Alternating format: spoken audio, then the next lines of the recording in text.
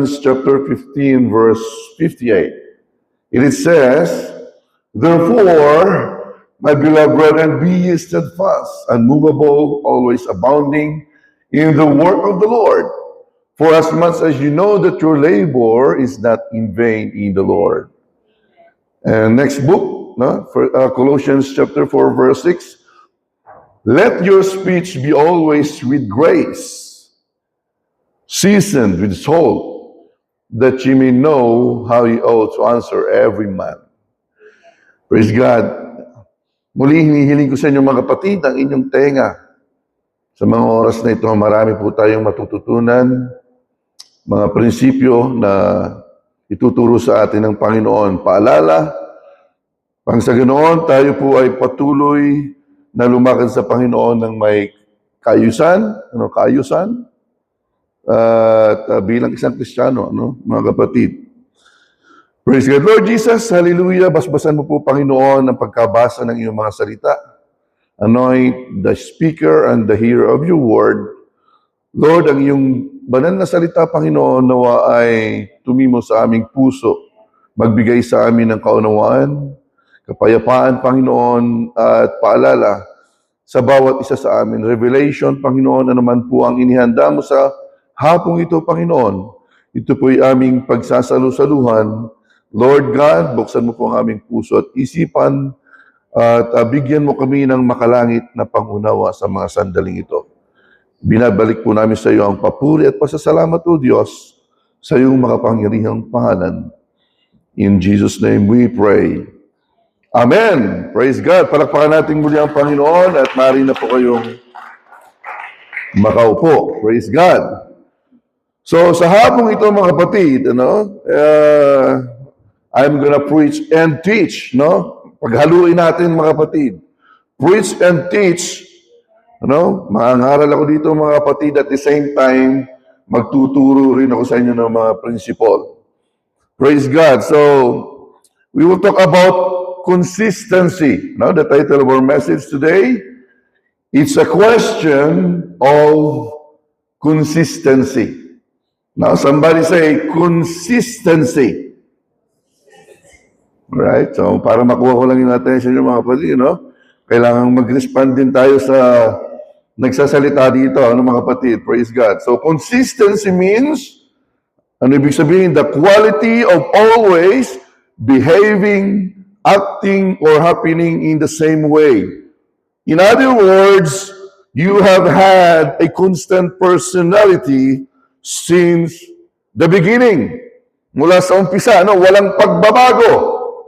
Ibig sabihin po, palagian at tuloy-tuloy, At maaari po natin itong i-apply sa ating buhay. We can apply it to every aspect of our lives. Pwede natin i-apply sa kahit anong aspeto po ng ating buhay. Pwede natin itong i-apply sa ating mga pamamaraan, sa ating behavior, sa ating ginagawa. At higit lahat, pwede natin i-apply sa ating paglilingkod sa Diyos, mga kapatid. Praise God. Gaano ba tayo ka-consistent sa ating mga ginagawa? May tanong. Gaano ba tayo ka-consistent in our walk with God, in ways and work? Mga kapatid, our Lord Jesus Christ is the best example of consistency. Naniniwala kayo? Amen, of course. Ang Panginoong Hesus ang totoong halimbawa na walang pagbabago. Kaya nga kilala natin siya na He is the same yesterday, today, and forever. It is because of His consistency. Kung nagpapagaling siya ng may karamdaman nung panahon niya, He is still the same today. Alam niyo po ba yan? Patuloy siyang nagpapagaling sa panahon natin. Praise God. Cancer na gumaling dahil sa kapangyarihan niya. Bulag na nakakita, lumpo na nakalakad, buhay na nagkaroon ng walang direksyon. So, He is a mighty in works and in deeds. It is all because of Jesus' consistency. Praise God. So, consistency. Ano bang sinasabi niyan sa ating PowerPoint? Consistency, steady, no? Action, o steady actions mga kapatid. Doing things the same way over time. Napapanatili ang kalidad ng paggawa, no, kahit gaano pa ito katagal. Mga kapatid, no, kahit pa gaanong kadaming gawin na cake ni Sister Sheila, her cakes have a consistent taste and a good design. So, consistent, hindi nagbabago. Bola daw, bola. Para lalo siyang gumawa ng cake, mga kapatid. Hindi nagbabago yung lasa, ang itsura. Consistent siya, mga kapatid. So, reliability, being dependable in performance or results. Maaasahan dahil sa kalidad ng resulta at katatagan. So, naging matatag ka sa lahat ng mga uri ng mga problema, marami man ang mga pagsubok, subalit, di nagbabago ang katapatan mo sa Diyos. Patuloy at patuloy kang nagbibigay ng victory dito every Sunday. Amen. Dahil sa biyaya ng Diyos. Praise God. Habit. Sticking to one set of rules or goals without sudden changes. Palagian natin, palagian mong ginagawa. Nakafocus ka sa gusto mong mangyari. Mga kapatid, hindi nagbabago ang simulan mong layunin. At meron kang pamantayan. Di ba? Consistent ka, pagising mo sa umaga, maaga kang nag-set ng alarm mo para lang makapag-aral ka. Consistent ka na gumising para mag-jogging. Kasi may goal ka para ma-maintain ang healthy body mo. Di ba? Praise the Lord. So, walang pagbabago. Natatandaan ko nun, mga kapatid, I remember since nag-start ako mag-drive, every morning, may nakikita ko na matanda, around 6:30 to 45 a.m. tuwing umaga. At itong uncle na ito, mga 75 years old, more or less, mga kapatid. Tuwing umaga, makikita mo siya nagja-jogging doon sa area namin. Hindi mo mag-snow man, umaraw man, tuloy-tuloy makita mo. Pag winter, nakita mo talagang naka-full gear siya, kahit nag-i-snow, nagja-jogging siya, mga kapatid. Pag summer, naka-summer outfit din. Hanggang ngayon yun, mga kapatid. So he is one of the good example, mga kapatid, of consistency. I saw his persistence at yung dedication, sana all. Lahat ganon, mga kapatid. Praise God. So, like what I have said earlier, mga kapatid, consistency applies to every aspect of our lives. At tatanungin ko kayo, mga kapatid, and I want to ask you today, kasama ko doon, mga kapatid, don't worry, how is your consistency in walking with God and serving Him? It's a question of consistency. I'm not claiming to always be consistent. I know there are days when I'm just not consistent, but I also know that without some level of consistency, there can be no trust, mga kapatid. It's hard to trust someone if you never know who or what you're going to get, mga kapatid. Napakahirap po. Napakahirap makuha ang tiwala ng tao kapag ikaw ay pabago-bago. Masisira ang credibility mo, mga kapatid. Inconsistency destroys credibility because it makes your behavior unpredictable. Somebody say inconsistency. I repeat it again. Inconsistency destroys credibility because it makes your behavior unpredictable. Dahil sa pabago-bago mong pananaw, opinyon, at paninindigan, nawawalan po ng tiwala sa iyo ang tao.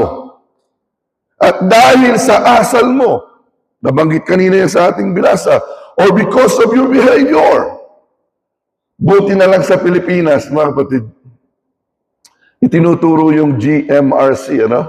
Meron pa ba ngayon doon? Ngayon, subject. Good manners and right conduct. Ano? Kahit paano, meron tayong alam pagdating sa good manners and right conduct. Mga kapatid, but it's sad to say, no, kahit na itinuturo na ito, may mga tao pa ring bagsak sa GMRC. Ano? Yun na nga lang yung ipapasa, bagsak pa. Bagsak na sa ibang mga subject. Bagsak pa sa GMRC. Ano? Pasado sa ibang mga subject, pero bagsak sa GMRC, walang manners. Ano? And alam niyo mga kapatid, malaking factor ang tamang pag-uugali ng tao para makatulong na maitama ang mga bagay-bagay. Do you agree with me? Amen. Good manners correct social inconsistency by bridging the gap between how we feel and how we treat others, providing a stable, predictable framework of respect, mga kapatid. Somebody say good manners. Ano sinasabi ng text natin about good manners? Good manners, empathy in action. Good manners are rooted in making others feel comfortable and valued even when opinions or moods differ. Ang magandang asal ay nakaugat sa pagpapadama sa iba ng kapanatagan at pagpapahalaga kahit magkaiba ang inyong pananaw o emosyon. So bakit napakahalaga ng good manners? Why good manners matter? Ano mga kapatid, it is so important, especially to the Filipino people, sa ating mga Pilipino. It's our culture. And even our Lord Jesus Christ teaches us to show respect others. Amen. No, di ba maliit pa tayo noon, tinuturuan na tayo ng magagandang asal. No? Sayang naman kung di natin may apply ang itinuro sa atin.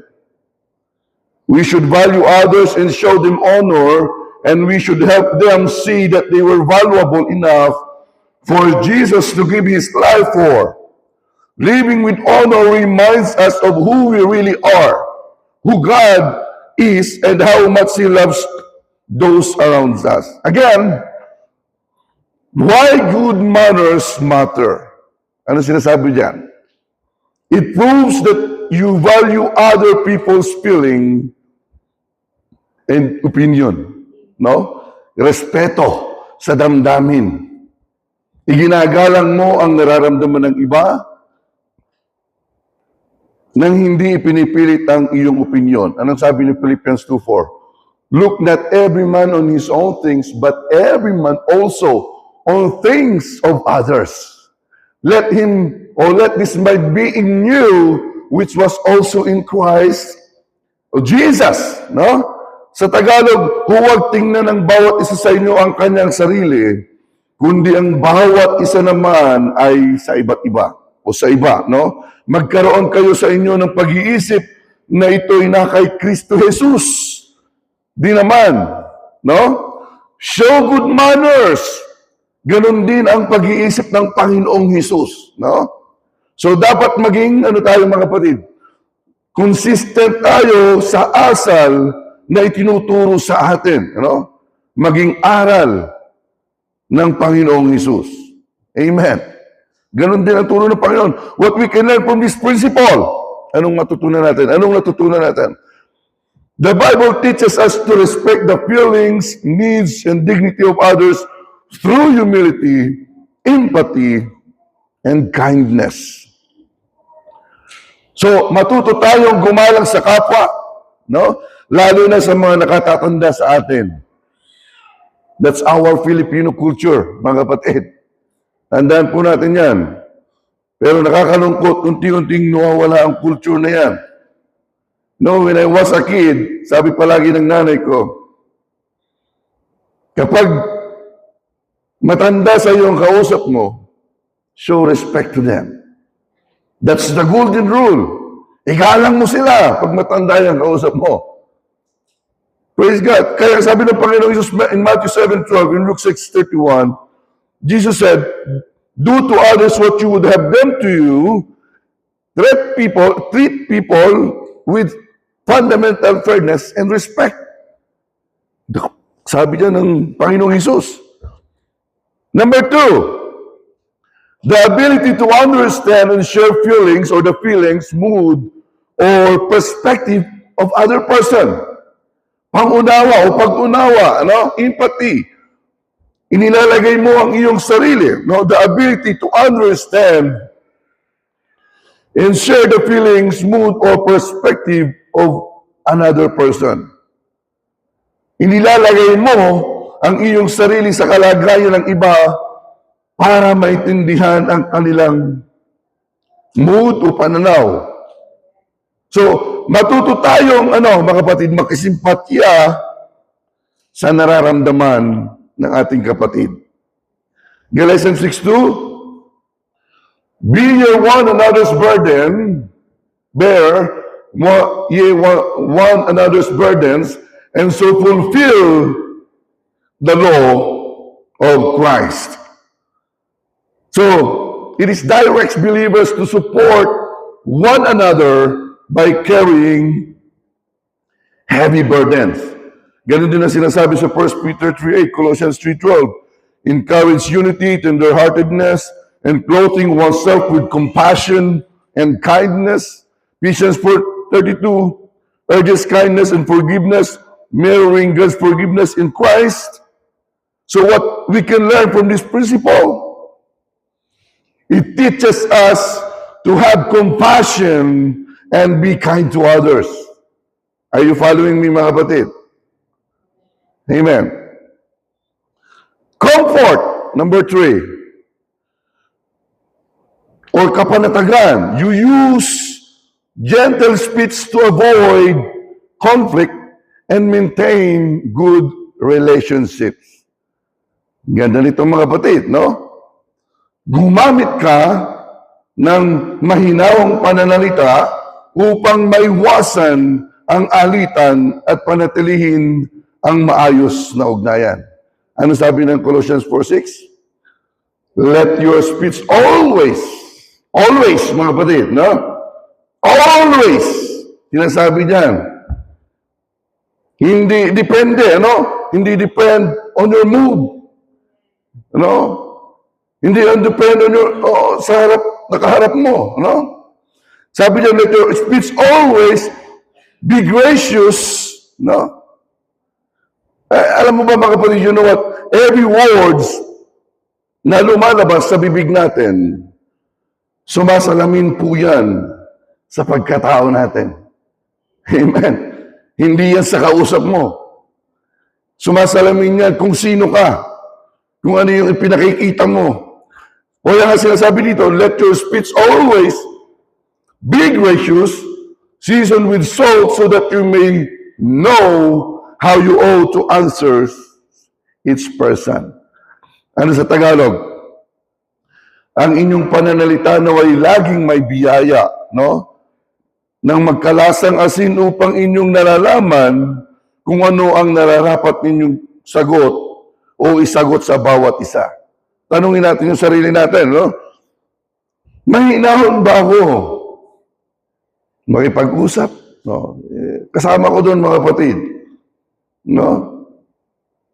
Mahinahon ba akong makipag-usap? O bara-bara na lang? Alam mo yung bara-bara? Wala kang pakialam sa nasa paligid mo. Tell to yourself, mga kapatid. Speak nicely. Sa iyong sarili. Turo mo yung sarili mo, We often heard, this is me. Then accept who I am. Ganito talaga ako magsalita, magagawa ko? May mga reason out na ganyan, Ganito talaga ang asal ko, bahala kayo sa buhay nyo. No, it's wrong justification, mga kapatid. Ano pang silbi ng ating pagsimba, pag-aaral ng mga principles, kung wala rin palang pagbabago sa asal natin, mga kapatid. Consistent ako pa sa paglilingkod ko. Every Sunday, nandito ako. Di ba? Nagsisimba ako, pero yung dila at asal mo naman ay inconsistent. Walang pagbabago. You look religious, but your mouth is full of deadly poison. Sabi ni James, kung makipag-usap ka sa kapwa mo, parang ikaw na ang may-ari ng pagkatao niya. That's not good behavior, mga kapatid. No? Parang parents mo na yung kausap mo, pero kung pagsalitaan mo, parang mas matanda pa, o mas matanda ka pa sa kanya. Ano, mga kapatid? I'm not just preaching to you, I'm preaching to myself as well. No? Kasi minsan, nawawala yung tamang asal natin sa pakikipagkapwa-tao. We admit it or not. So, dapat matuto tayo, makiramdam kung sino ang kausap natin. Iba-iba ang approach sa bawat tao. We should learn how to approach them. Am I right to say that? Mga kapatid, kapag matanda sa iyo ang kausap mo, show respect. Tinuro sa atin ang parents yan. Kung sinisigawan mo lang yung kaibigan mo, that's how you approach them. Normal lang yan sa inyo, but don't do that to other people. Kasi iba-iba ang personality ng tao. Do you agree with me? Amen. What we can learn from this principle, matuto tayong makiramdam, use your discernment. Don't get me wrong, mga kapatid, nag-aaral tayo dito. No? Ng mga principle. Praise God. So the Bible says, ano sabi ni Paul? With the tongue, we praise our Lord and Father, and with it we curse human beings who have made in God's likeness.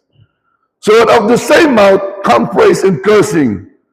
Sabi ni James, my brothers and sisters, this should not be. Sabi ni James, siyang ating ipinagpupuri sa Panginoon, no, yung bibig natin. He is pointing to our words, no? Behavior. Sabi ni James, siyang ating ipinagpupuri sa Panginoon at Ama, siyang ating ipinanglalait sa mga taong ginawang ayon sa larawan ng Diyos. Sa bibig din lumalabas ang papuri at paglait, mga kapatid, sabi ni James. Mga kapatid ko, ang mga bagay na ito ay hindi nararapat magkagayon. Sabi ni Apostle James, hindi dapat mangyari na lumalabas sa bibig mo, sa bibig natin ang pagpupuri sa Diyos, tapos wala namang preno ang bibig natin, ang mga sinasabi natin. No? And alam niyo po ba, no? Nahahatulan din ng Diyos maging ang ating pananalita. If you know that, somebody say amen. Amen. Sabi ng Panginoong Hesus, Matthew 12:36-37, I tell you, every careless word will be judged. I tell you, on the day of judgment, people will give account for every careless word they speak. For by your words you will be justified, and by your words you will be condemned. Ipagbibigay sulit natin po ang ating mga pananalita. Hindi lang palang mga gawa, Hindi lang palang mga gawa yung hahatulan ng Diyos. Maging yung mga idle word natin, yung walang kabuluhang pananalita.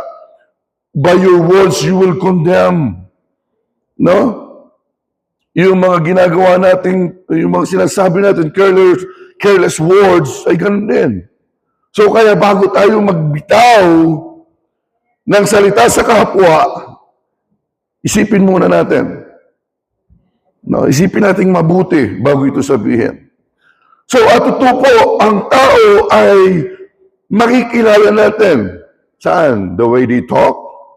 Totoo yan. Nakikilala natin ang tao dahil sa lumalabas sa kanyang bibig. Sabi ng Bible, ano sabi?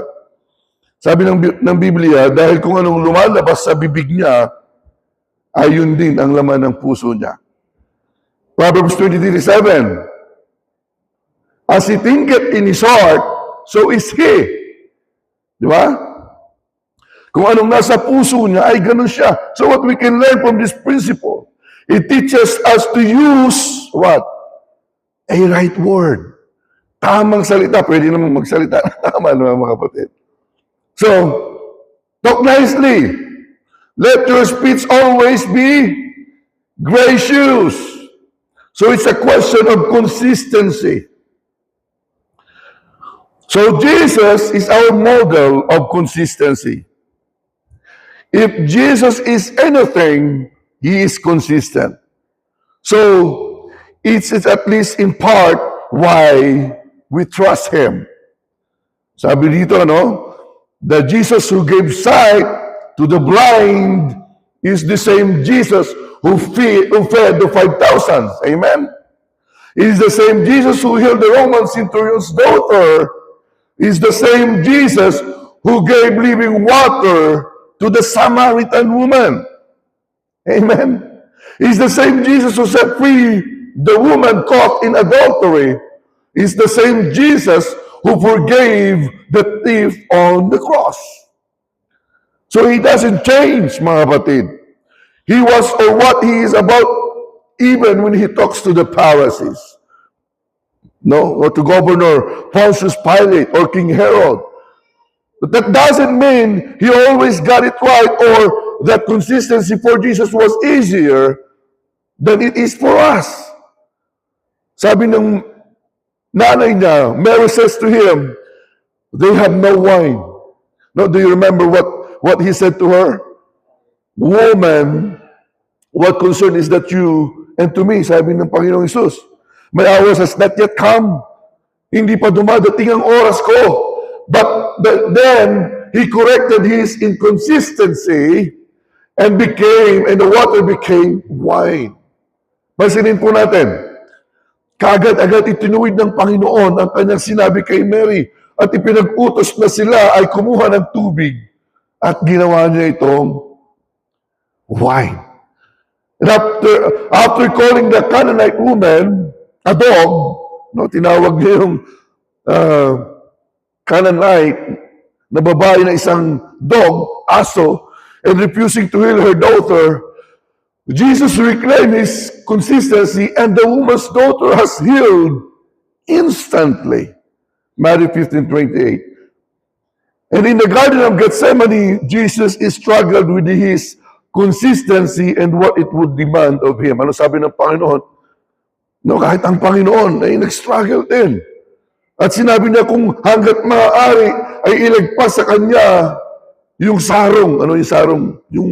Yung sarong ng pagdurusa, yung baso. Ano sa Tagalog sarong. So, the consistency of Jesus begins with today's gospel.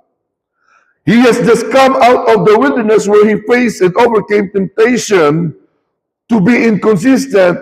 He is outlining His values, the direction of His ministry, and what He will do. He is promising us to be consistent and trustworthy. So what do you think? Was Jesus' life consistent with what He said in today's gospel? Did He prove Himself to be trustworthy? In what ways have you experienced His consistency? And in what ways have you been upset or challenged by His consistency? May tanong, what about us? Is your life consistent with what Jesus says today? Are your values, words, and action consistent with His? It's a good question, mga kapatid. Where is there inconsistency? How far and to whom does today's gospel extend? Is it for everyone or only a few? Those are questions I'm asking myself, and they are not easy, mga kapatid. Jesus' consistency is difficult and challenging. Alam niyo po, mga kapatid, in Him, we see both our consistency and inconsistency with the gospel. So, tayo po ba, may tanong, are we really who we say we are His followers? Di ba? Tagasunod nga ba talaga tayo ng ating Panginoong Jesucristo? Are you fan or are you followers of Him? Di ba? Maraming fan ang Panginoong Hesus during His earthly ministry kasi madaming pagkain. But they are not followers of Him. Sumusunod sila sa Panginoon, hindi dahil nananampalataya sila, kundi dahil sa mga pagkain. Ano sabi ng Panginoon? Jesus said, John 6:26, Jesus replied, I tell you the truth. You want to be with me because I fed you, not because you understood the miracle sign. No? But don't be so concerned about perishable things like food. Spend your energy seeking the eternal life that the Son of Man can give you. For God, the Father, has given me the seal of His approval. No? And Jesus is asking me right now, are you really my followers? Tagasunod ba talaga ako ng Panginoon? Tagasunod ba talaga? No? O isa lamang tagahanga? Magkaiba yung fan or followers, ano? Followers of Jesus, no fans enjoy blessings and miracles and cheer from the sidelines when it is convenient. Ano? It's just simply tagahanga. Ano? Pero, bukas wala na. Followers of Jesus, surrender completely, accept correction, and commit deeply to His teachings even when life gets difficult, mga kapatid. Yun yung mga totoong mananampalataya na sumusunod sa Panginoon. Ano? Na handang isuko ang lahat para sa Panginoon, itama ang mga mali. No? Handang matuto, mga kapatid. And the question again, do others see consistency or inconsistency in us? Nakikita ba sa atin ang pagiging consistent sa gawain ng Panginoon? You know what? Hindi po sa lahat ng pagkakataon ay consistent tayo. But it doesn't mean di mo na kayang gawin ang alam mong tama. Tama ba mga kapatid? Nagkamali ka ngayon, then bumawi ka. Gawin mong tama sa susunod. Nadapa ka ngayon, bumangon ka. Amen. Praise God. And even Apostle Peter's inconsistency, he confessed in denial. Confession in denial. Sabi niya, no? Peter was the very first disciple to declare Jesus as the Christ. Yet, he later denied knowing Him 3 times in the courtyard. Nabanggit din kanina sa ating Sunday school. Pinagkailahan niya ang Panginoong Hesus ng 3 beses. Peter declared, even if everyone else deserts you, sabi ni Peter, no? I will never desert you. Ang yabang ni Peter, no? Kahit sabi niya, kahit na mamatay, nakasama mo ako, Panginoon, hindi kita ikakaila. Sabi ni Peter. Pero sabi ng Panginoon, yun nga, sabi dito, no, sa English dyan, sa text, sabi ni Peter, no, Peter insisted, even if I have died with you, I will never deny you. And all the other disciples vowed the same. So, pansinin natin, consistent ang pagiging matapat ni Peter sa Panginoon, pero hindi niya alam, i-deny niya pala ang Panginoon. But however, he regretted what he had done to Jesus. Sabi ni Peter, no, Matthew 26:75, and Peter remembered the word of Jesus. Naalala niya ang sinabi ng Panginoon, which he said unto him, before the cock crow, thou shalt deny me twice. At alam niyo ginawa ni Peter, and he went out and wept bitterly. Lumabas siya at nagtangis siya, umiyak siya, mga kapatid. No? Tinanggap ni Peter ang pagiging inconsistent niya. He cried to the Lord. He wept bitterly. And I believe, humingi siya ng tawad sa Diyos. So in the same manner, no, kung may kakulangan tayo sa kapwa, hindi kawalan ang humingi ng tawad. Sa Diyos, hingi tayo ng tawad, ask for forgiveness. Hanggat may pagkakataon, itama natin ang mga bagay na alam mong mali. Ask Lord to help you. Change my heart, Lord. No? Hallelujah. Brethren, I'm going to close now. Jesus invites us to be self-reflective and self-evaluative, mga kapatid, of our lives, not as a judgment or criticism, but as an opportunity to rethink and realign our lives when they become inconsistent. We say we trust Jesus as our Lord and Savior, but here's my question.